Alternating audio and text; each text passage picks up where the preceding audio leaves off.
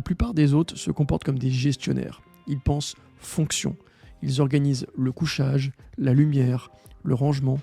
Ils décorent correctement, ils achètent chez Maison du Monde, ils mettent quelques plantes, mais ils ne pensent jamais à ce que le client va vivre. Ils se demandent où est-ce que je mets le canapé. En fait, ils devraient se demander quel moment je crée ici. Parce qu'un client, il ne se souvient pas d'un canapé, il se souvient d'un moment, d'un frisson, d'un détail. Et si tu n'as pas créé ce détail, eh bien tu viens de perdre une opportunité de marquer quelqu'un à vie. Je vais te raconter une histoire. Il y a un an, je suis dans un appartement ultra bien noté.